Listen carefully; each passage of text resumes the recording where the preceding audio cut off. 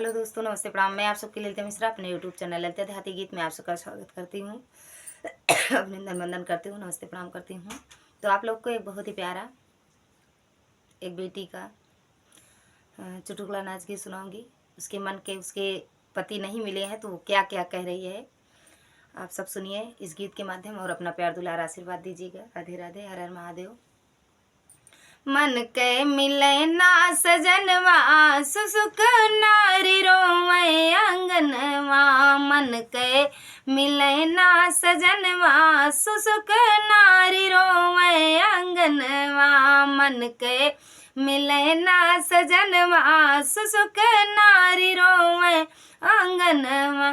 काऊ कही हम ब्रह्मा विष्णु के, काऊ कही हम ब्रह्मा विष्णु के। कैसे के लिखे मोर करमवा, सुसुक नारी रोवे आंगनवा। कैसे के लिखे मोर करमवा, सुसुक नारी रोवे आंगनवा।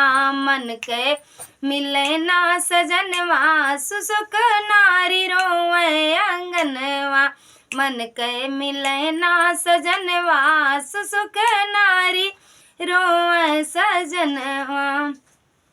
काऊ कही हम माई बाबू के, काऊ कही हम माई बाबू के। काहे का दिहले मोर जनमवा, सुसुक नारी रोवे आंगनवा। काहे का दिहले मोर जनमवा, सुसुक नारी रोवे आंगनवा। मन के मिले ना सजनवा, सुसुक नारी रोवे आंगनवा। मन के मिले ना सजनवा, सुसुक नारी रोवे आंगनवा।